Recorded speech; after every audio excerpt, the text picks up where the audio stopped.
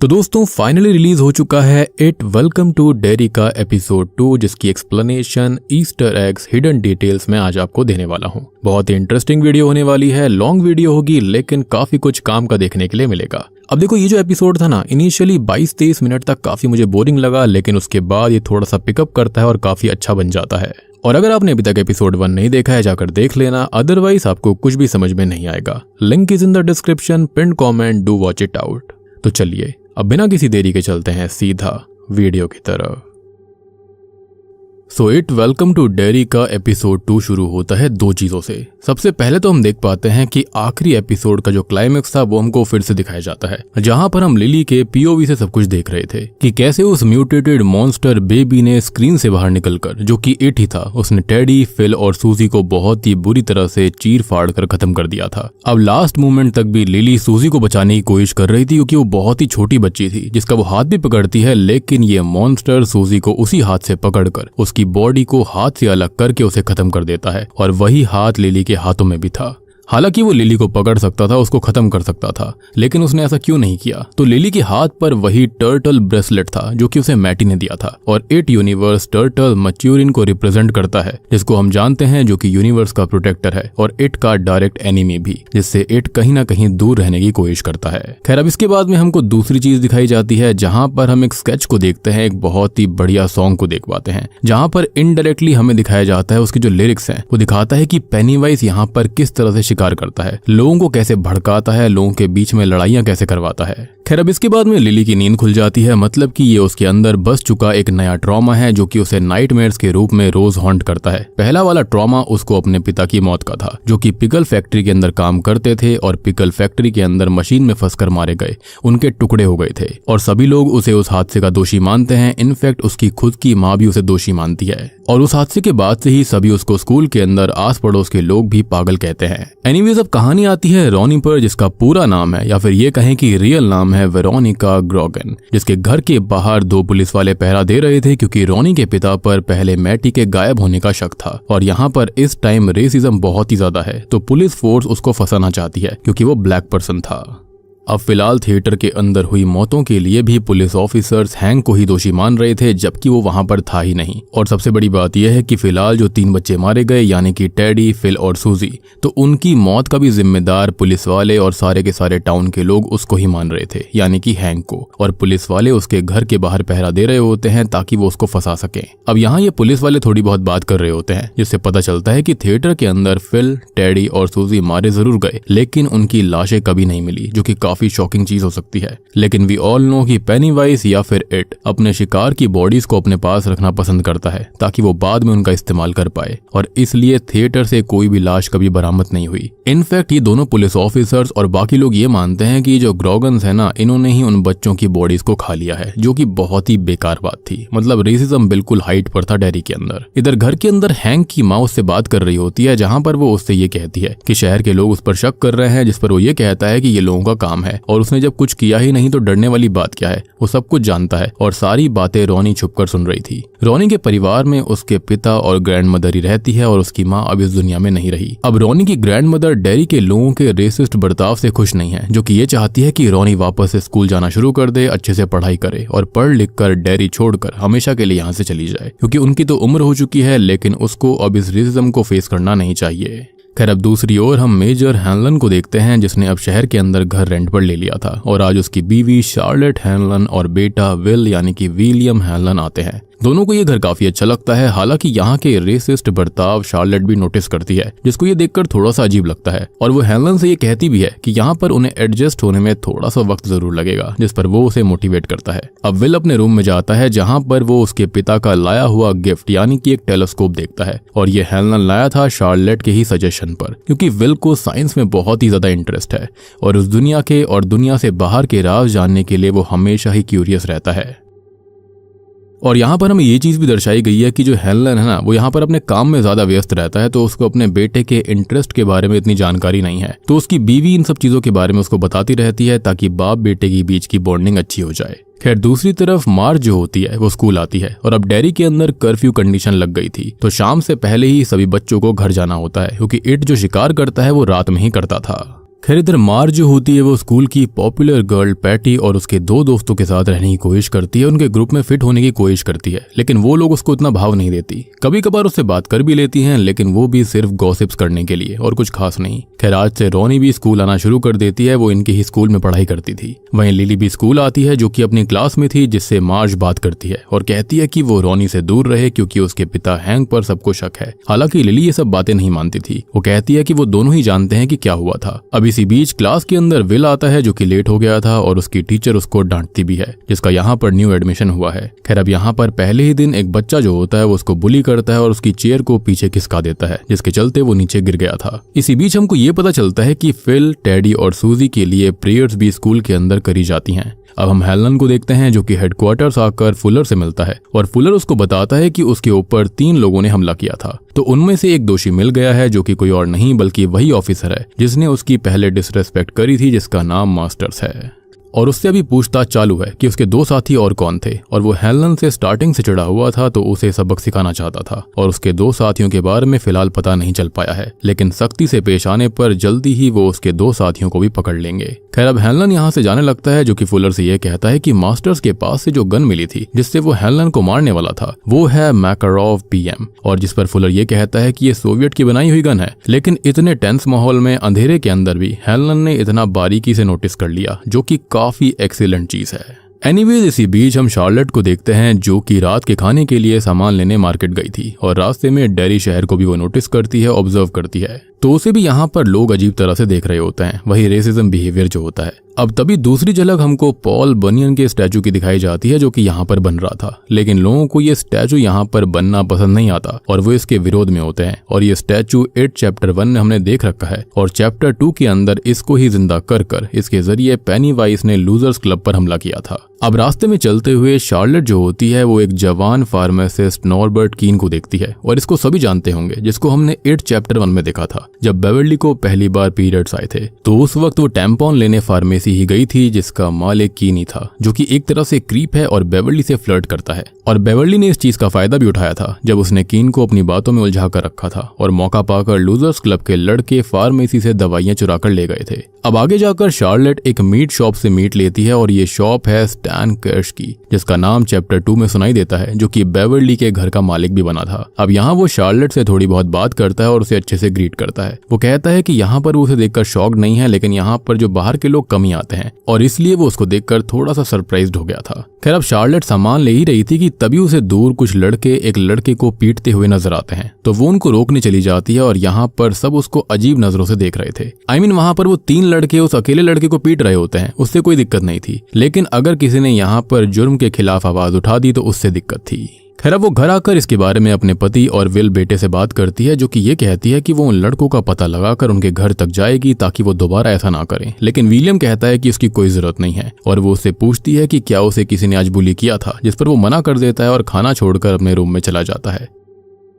अब हेलन उसे जाने भी देता है, जो कि शार्लेट से ये कहता है कि उसे हर बार ही दूसरों के मैटर में जाने की जरूरत नहीं है और वो पहले भी ऐसा कर चुका है जिसका आउटकम ज्यादा अच्छा नहीं रहा था। अब यहाँ पर दोनों की हल्की सी बहस होने लगती है, लेकिन हेलन खुद को शांत करके सॉरी बोलता है और बताता है कि आज उसका मूड ठीक नहीं है। खैर इसी बीच हम रोनी को देखते हैं जो कि अपने घर पर सो रही थी और परेशान थी, जो कि अपनी माँ के फोटो को देखकर अपसेट हो जाती है, जिसका एक सॉलिड रीजन है। खैर अब वो चादर ओढ़कर सोने की कोशिश करती है, लेकिन बिस्तर के अंदर से उसे ऐसा एहसास होता है जैसे कि दिल धड़क रहा हो और वो चादर हटाने की कोशिश करती है, लेकिन चादर नहीं हटती। वो बहुत ज्यादा लंबी चादर हो गई थी और देखते ही देखते ये चादर स्किन में बदल जाती है और वहां पर नर्व्स आ गई थी। अचानक से वहां पर पानी भरने लगता है और असल में रोनी जो थी वो एक प्रेग्नेंट वूम के अंदर थी, जैसे कि अनबॉर्न बच्चे रहते हैं। हालांकि हम जानते हैं कि ये कर तो पेनीवाइज ही रहा था, लेकिन क्यों, तो उसकी वजह है रोनी का ट्रॉमा। जैसे कि इट अपने शिकार के ट्रॉमा से उन्हें हॉन्ट करता है, कमजोर करता है और उस पर फीड करता है, वो सेम चीज अभी रोनी के साथ कर रहा था, जिसकी माँ उसको जन्म देते टाइम ही खत्म हो गई थी और उसी चीज का उसको ट्रॉमा है, गिल्ट है। उसे लगता है कि उसकी वजह से ऐसा हुआ और हो भी सकता है कि माइट भी उसकी दादी इस तरह से उसको बोलती होगी जिसके चलते ही उसके अंदर गिल्ट था। अब रॉनी को तो यही लग रहा था कि ये चादर है और वो उसको हटाने के लिए पूरा जोर लगा देती है, लेकिन वो चादर फट गई थी। लेकिन असल में वो पेट फाड़ कर बाहर आती है और उसके साथ में अम्बिलिकल कॉर्ड भी जुड़ी हुई थी। और वो अब तक बहुत ज्यादा डर जाती है, जो कि बिस्तर को देखती है जिसका पेट बन गया था और उस पेट से ये कॉर्ड निकली हुई थी जो कि रॉनी के पेट से जुड़ी हुई थी। और अब बेड पर उसकी माँ का चेहरा आ जाता है। उसकी माँ कहती है कि रॉनी उसके पेट को फाड़ कर बाहर आ गई और उसने उसे मार डाला। अब अचानक से उसकी आवाज बदल जाती है, डिमोनिक हो जाती है और फाइनली पेनीवाइज की आवाज आती है जो कि ये कहता है कि रॉनी की माँ मर गई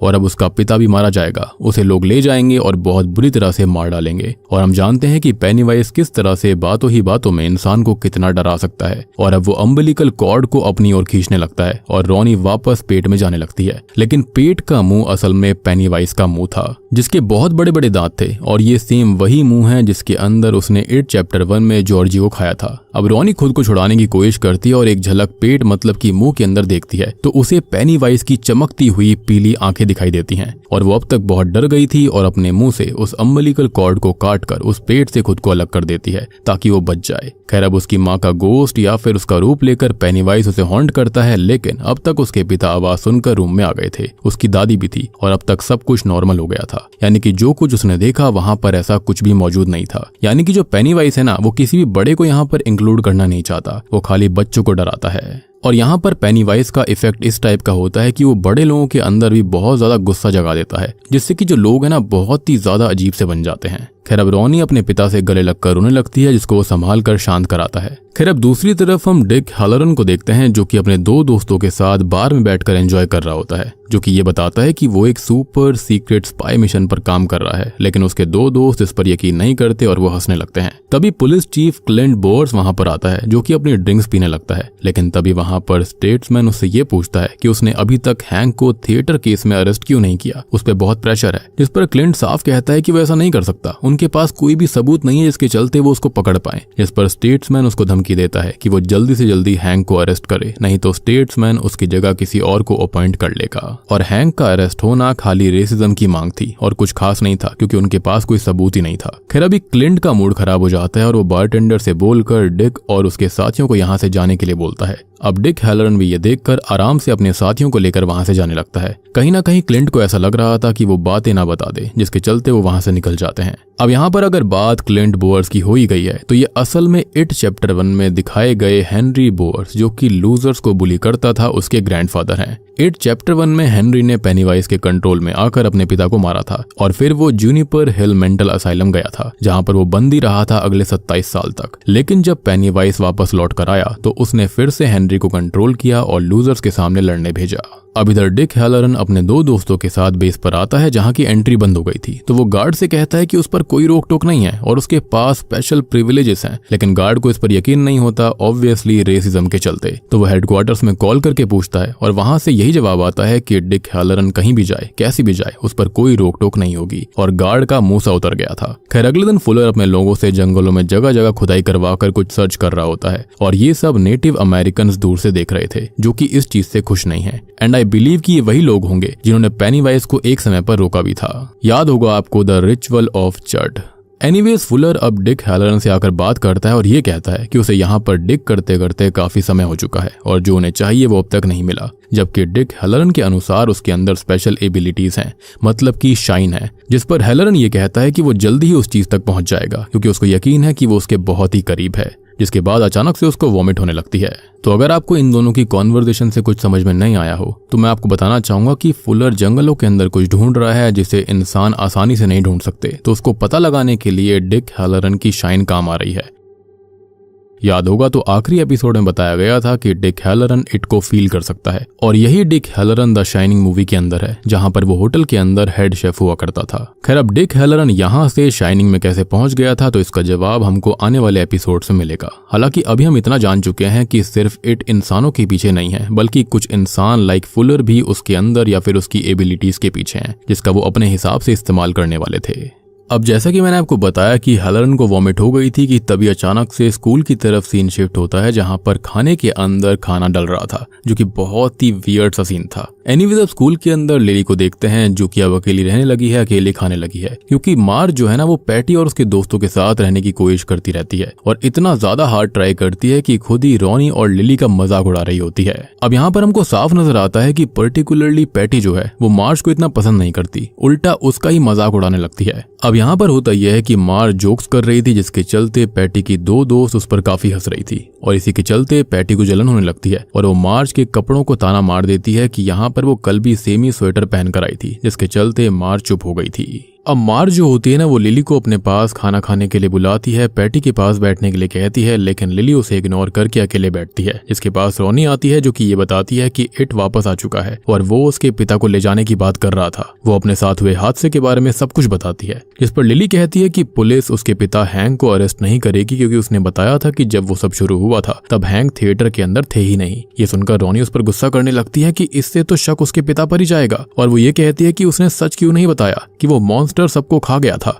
जिस पर लिली कहती है कि वो ऐसा नहीं बोल सकती क्योंकि अगर उसने ऐसा बोला तो उसे पागल समझकर फिर से मेंटल असाइलम में भेज दिया जाएगा। अब रॉनी इस बात पर बहुत गुस्सा हो गई थी और वो उठकर उसके ऊपर चिल्ला देती है, गाली दे देती है, जिसकी आवाज सुनकर टीचर उसे अपने साथ ले जाती है। अब दूसरी तरफ विलियम जो होता है वो अपने लॉकर के पास जमीन पर बैठकर खाना खा रहा था, जिससे रिच नाम का बच्चा बात करता है जो कि उसे पहले भी क्लास में मिला था और उसके साथ अच्छे से बिहेव किया था। उसने उसकी पेंसिल की तारीफ करी थी। अब तभी रिच जो होता है वो पैटी के साथ मार्ज को जाता हुआ देख पाता है, जिसको देखते ही उसकी आंखें चमकने लगती हैं। और यहाँ पर हम एक चीज नोटिस कर पाते हैं कि जो मार्ज होती है ना उसकी आंखें बहुत ही येलो टाइप की चमक रही थी और उसका बर्ताव भी ना काफी वियर्ड टाइप का रहा करता था। तो क्या ऐसा हो सकता है कि उसके पेरेंट्स और वो भी इट के कब्जे में थे? एनीवेज यहाँ पर रिच उसको काफी पसंद करता था, लेकिन वो उसको काइंड ऑफ इग्नोर कर देती है और पैटी की दोस्त उसको यहाँ पर मिडल फिंगर भी दिखाती हैं। एनीवेज इसी बीच एक बच्चा लॉकर रूम में स्टिंक बॉम्ब फेंक देता है और उससे बचने के लिए विल भागता है जो कि उसी टीचर से टकरा गया था और टीचर को ऐसा लगता है कि ये काम उसने खुद किया था, जिसके चलते वो उसको पनिशमेंट देती है। बेसिकली उसको डिटेंशन दी गई थी। अब इसी बीच हमें शार्लेट को फिर से दिखाया जाता है जो कि शॉपिंग पर निकली थी और सेकंड हैंड रोज नाम की शॉप पर जाती है जहां से उसके पति ने वो टेलीस्कोप लिया था। अब यहाँ पर आपको एक डिटेल समझाई जाए तो second hand rose shop It के दोनों पार्ट्स में हमने देखी है और यहाँ से बिल ने बड़े होने के बाद में अपनी सिल्वर साइकिल खरीदी थी। और इंटरेस्टिंग फैक्ट कि तब इस शॉप के ओनर द स्टीफन किंग जिन्होंने ही इट की पूरी नोवेल लिखी है और वो ही नहीं बल्कि द शाइनिंग भी, Pet Sematary, Salem's Lot, doctor sleep और भी बहुत सारी चीजें। Now coming back to the story, school में रॉनी और विल दोनों ही अपनी पनिशमेंट यानी कि डिटेंशन रूम में पूरी कर रहे होते हैं और यहाँ पर दोनों की जान पहचान होती है। दोनों बात करते हैं। एज वी नो कि विल को साइंस बहुत पसंद है और वो आउटर स्पेस के बारे में भी पढ़ता रहता है।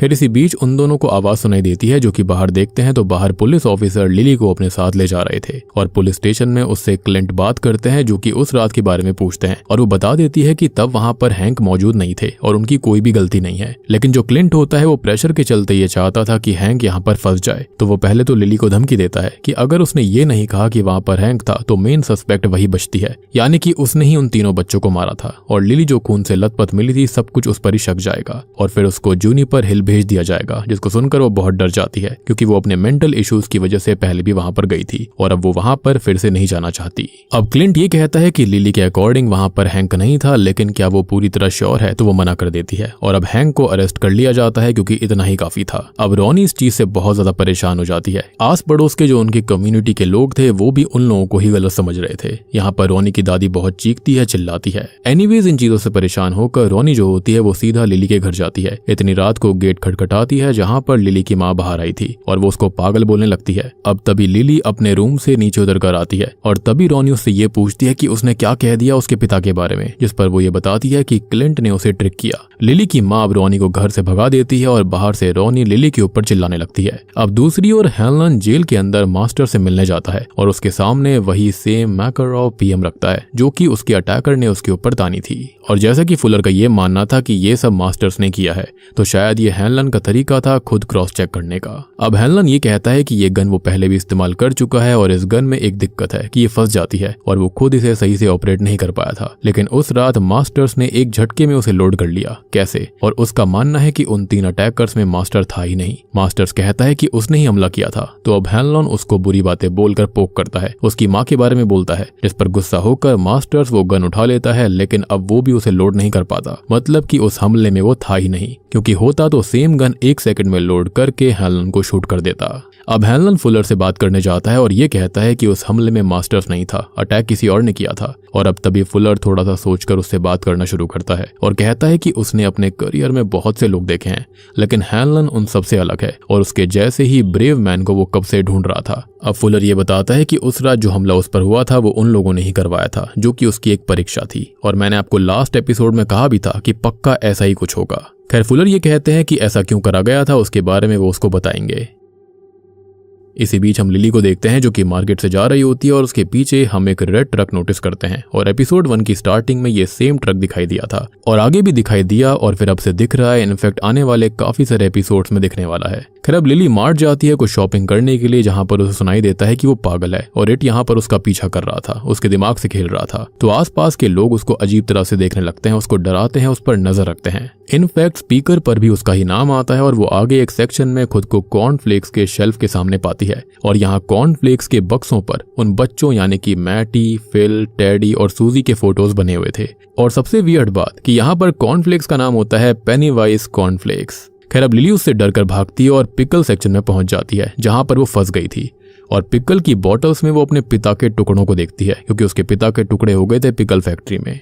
अब वो उसे हॉन्ट करने लगते हैं, उससे किस्सी मांगने लगते हैं। खैर, अब वो उसे हॉन्ट करते हैं, उससे बात करते हैं, जिसके चलते वो एक बोतल को तोड़ देती है। लेकिन तभी सारी बॉटल्स जो होती हैं वो खुद पे खुद टूटने लगती हैं और उसके पिता के अलग अलग टुकड़े जो होते हैं वो जुड़कर एक खतरनाक मॉन्स्टर बना देते हैं। लिली इससे बहुत डर जाती है और अब उसके पिता के हाथों की जगह टेंटिकल्स आकर उसको जकड़ लेते हैं। इनफैक्ट उसके मुंह में एक टेंटिकल भी डालने लगते हैं और ये डिटेल की पेनीवाइज और इट बहुत से केसेस में टेंटिकल्स के साथ दिखाई भी देता है। इनफैक्ट शुरुआत में हमने देखा था जो कार्टून स्केच दिखाई दिया था, वहां पर वो बच्चों को लॉलीपॉप से लुभा रहा था और वहां पर टेंटिकल्स मौजूद थे। खैर, अब लिली जोर जोर से चिल्लाने लगती है कि तभी मार्ट मैनेजर आकर उसे चुप कराता है और अब तक वहां पर सब कुछ ठीक हो गया था और सिर्फ एक ही जार बोतल टूटी थी जो कि लिली ने खुद तोड़ी थी। इस बात पर लिली की माँ अपनी होप्स खत्म कर देती है और उसको जूनिपर हिल भेज देती है, यानी कि मेंटल असाइलम में। मीनवाइल फुलर हैनलन को अपने सीक्रेट मिशन के बारे में बताता है और उसे उस सीक्रेट बेस पर लेकर जाता है, जहां पर शुरुआत में उसने देखा भी था कि बहुत कुछ सीक्रेट चीजें चल रही थी। जहां पर वो ये कहता है कि सोवियत अपनी तैयारी कर चुका है, जो चाहे तो कुछ मिनट्स में यूएस पर जगह जगह मिसाइल छोड़ सकता है और उससे बचने के लिए उन्होंने कुछ ढूंढा है। तो वो बताते हैं कि डेरी के नीचे कुछ ऐसा दफन है जो कि बहुत सारी एबिलिटीज को पजेस करता है। वो लोगों को सिर्फ डराकर खत्म कर सकता है और अगर वो उनके हाथ लग गया तो वो आने वाली जंग में ऐसे ही जीत जाएंगे, मिसाइल्स की भी जरूरत नहीं पड़ेगी। अब नीचे क्या दफन है, वो क्या कर सकता है, ये उनको भी नहीं पता और इसके लिए ही उनको डिक हैलरॉन की भी जरूरत थी। इसलिए वो उसकी शाइन का इस्तेमाल कर रहे थे, क्योंकि वो इट को फील कर सकता है। अब इसी बीच एक ऑफिसर आकर उनको बताता है कि डिग साइट पर कुछ मिला है और ऑफिसर के साथ यहाँ पर डिग हैलरॉन भी आया था। हैनलन, फुलर और डिक बाकी ऑफिसर्स के साथ उस डिग साइट पर जाते हैं तो वहां पर जमीन में नीचे से एक जीप निकलती है जिसमें स्केलेटन भरे हुए थे और ये स्केलेटन है गैंगस्टर्स के, जिनके हाथ में टॉमी गन्स भी थी। जिसके बाद हम सुनते हैं hush hush hush here comes the boogeyman, जो कि किसके लिए कहा जा रहा था ये हम अच्छे से जानते हैं, यानी कि पेनीवाइज के लिए। हालांकि सेम सॉन्ग जीपर्स क्रीपर्स के लिए भी प्ले हुआ था और इसी सॉन्ग के साथ में बूम, ये एपिसोड यहीं पर खत्म हो जाता है।